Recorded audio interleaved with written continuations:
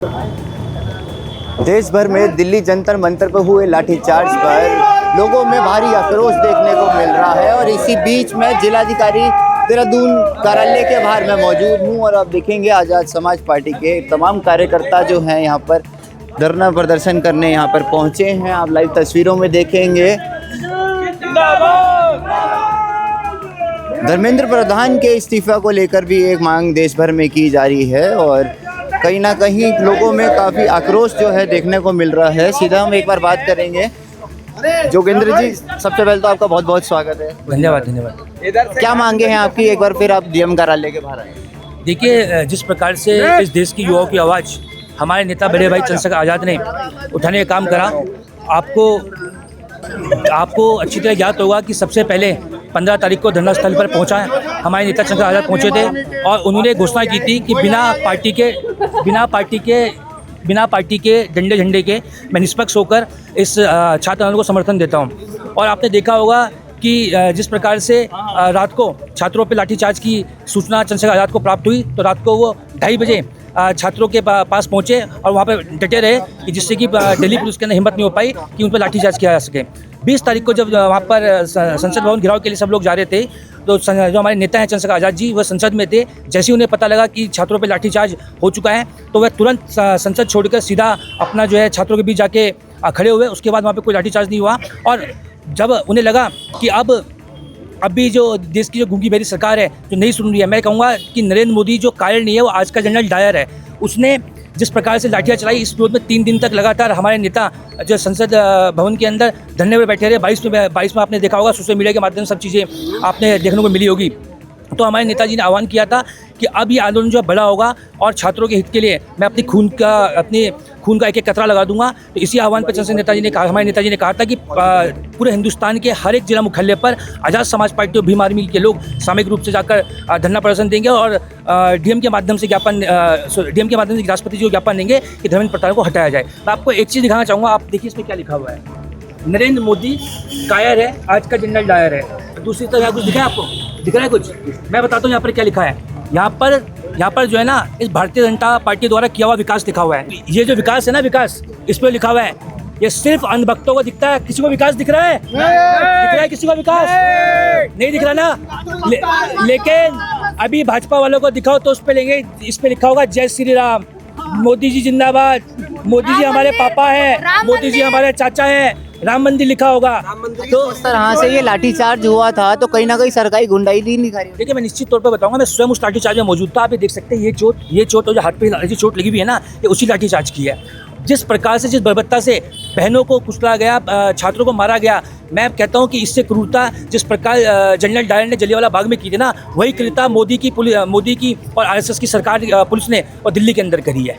और ये निश्चयपूत काला दिन इस देश का है, क्योंकि हर देश का युवा उस देश का भविष्य होता है और हमारे देश के युवाओं पर हमारे हिंदुस्तानी अपितु पूरे विश्व की नज़र है। क्योंकि हमारे जो टैलेंट जो हिंदुस्तान के अंदर है, जितना युवा हिंदुस्तान के अंदर है, वह किसी देश के पास नहीं है। और हमारे देश के भविष्य पर लाठीचार्ज करना, इससे बड़ा दुर्भाग्यपूर्ण कुछ नहीं हो सकता। सरकार को क्या मैसेज देना चाहेंगे?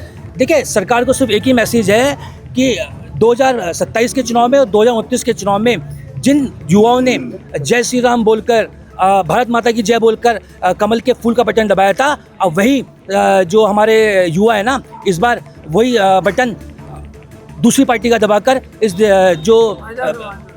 जो बैठी है ना, उसको गूंगी बहरी सरकार है, उसको जवाब देने का काम करेंगे। धर्मेंद्र प्रधान के इस्तीफे की बात चल रही है तो क्या लगता है इस्तीफा दिया जाएगा या 2027 विधानसभा चुनाव भी आ रहे हैं, चुनाव को लेकर भी कहीं ना कहीं एजेंडा हो? देखिए, मोदी जी को धर्मेंद्र प्रधान जी से इस्तीफा लेना पड़ेगा, क्योंकि ये देश का युवा जाग चुका है। आपने देखा होगा ना कि भारतीय जनता पार्टी के लोग जो झंडा लगा के दिल्ली में घूम रहे हैं, किस प्रकार से उन्हें ढूंढ के पीटा जा रहा है। तो निश्चित तौर पर अब पूरे हिंदुस्तान के अंदर, पूरे हिंदुस्तान के हर जिलों के अंदर यही हाल होने वाला है। अब युवा सड़कों पर आएगा और भारतीय जनता पार्टी के लोग घर बैठेंगे। बिल्कुल, ये आज़ाद समाज पार्टी के तमाम कार्यकर्ता यहाँ पर मौजूद थे और कुछ महिलाएं भी हैं। महिलाओं से बात करेंगे। युवा छात्राएं हैं यहाँ पर। मैडम, क्या नाम है आपका? मेरा नाम काजल साहिब। आज आप डीएम कार्यालय के बाहर आए हैं, क्या मांगे हैं आपकी? हमारी मांगे ये है, जो बच्चों पे लाठियाँ चार्ज हुई वो नहीं होनी चाहिए। जो नेम प्लेट नहीं लगा की थी वो लगानी चाहिए थी, क्योंकि वो आरएसएस के और बीजेपी के गुंडे थे, इस वजह से बच्चों के ऊपर लाठी चार्ज हुई थी। जो कि नेम प्लेट के लिए तो वो कह रहे कि गर्मी इतनी हो रही थी, नेम प्लेट हटा दी। मैं भी एनसीसी में थी, हमें तो कोई गर्मी नहीं लगती थी, हम भी तो नेम प्लेट लगा के रखते थे। तो क्या ये नेम प्लेट हटाने से गर्मी कम हो जाती क्या? बिल्कुल भी नहीं होती थी, हमें भी तो हमें गर्मी लगती थी, तो वर्दी से गर्मी लगती है, नेम प्लेट से गर्मी नहीं लगती। वो क्योंकि आरएसएस के और बीजेपी के गुंडे थे, इस वजह से उन्हें सही बात है, वर्दी उतारो ना, क्यों नहीं उतारते वर्दी अगर इतनी। जिस तरह से ये लाठीचार्ज करा है, कहीं ना कहीं सरकार अपनी गुंडाई नहीं दिखा रही। बिल्कुल दिखा रही है गुंडागर्दी। तो आगे आप क्या संदेश देना चाहेंगे, किस तरह से ये जो मामला है खत्म? जाग चुका है, ये गुंडागर्दी नहीं चलेगी। और भी लोग हैं। भाई साहब, क्या नाम है आपका? मेरा नाम सुशील सिंह गौतम है, मैं मीडिया प्रभारी हूँ देहरादून से। और मैं ये कहना चाहता हूँ कि जो आज पूरा देश देख रहा है, वो क्या हो रहा है, देश की जनता देख रही है, देश के युवा देख रहे हैं। और उसके साथ साथ अभी 2 दिन पहले UTU यूनिवर्सिटी में अभी उत्तराखंड के अंदर ये पेपर लीक हुआ है। तो ये बीजेपी सरकार क्या कर रही है? भविष्य में क्या करेंगे युवा की उम्र निकलती जा रही है, युवा बूढ़ा होता जा रहा है। और ये सरकार, गूंगी बहरी सरकार, कितने बिना वर्दी के गुंडे वहाँ इन्होंने भेजे हैं। तो ये तानाशाही बिल्कुल नहीं चलेगी। और मेरी आग्रह है कि अगर बीजेपी सरकार नहीं मानती या धर्मेंद्र प्रधान का इस्तीफा नहीं लेती और युवाओं की मांगों को नहीं मानती, तो अभी हमारी भागते मिशन और आज़ाद समाज पार्टी के समस्त युवा बड़े भाई चंद्रशेखर आज जी ने जो आह्वान किया है, आज पूरे भारतवर्ष में देख सकते हैं आप, जगह जगह SDM साहब के ऑफिस पर भीड़ लगी होगी। और इसी तरह आज देहरादून के DM साहब के यहाँ पे भी पूरे प्रतिनिधि भीम आर्मी का आज़ाद समाज पार्टी के सब लोग पहुँचे हैं। और ये मेरी राय है बीजेपी को कि वो सुधर जाए, समझ जाए, नहीं तो ये युवा जो है ना, कल के दिन ये बड़ी तादाद में फिर से सड़कों पे आएगा और बीजेपी को घुटने पर लाएगा। क्योंकि बीजेपी की खुलेआम तानाशाही चल रही है, खुलेआम तानाशाही चल रही है और युवाओं की आवाज़ को दबाया जा रहा है। दिल्ली जंतर मंतर पे हमारी बहन बेटियों को कितना मारा गया है, उनके गलत जगह उनको मारा गया, हमारे युवाओं को मारा। तो क्या गलती है उनकी? वो अपना भविष्य ढूंढ रहे हैं। विफल है बीजेपी सरकार, जब उनको चलाना नहीं सिस्टम को आ रहा है, तो हमारे हाथों में तो, हमारे भाइयों के हाथों में इतनी ताकत है कि हम सरकार को चलाकर दिखाएंगे और बीजेपी को गिरा के दिखाएंगे 2027 में।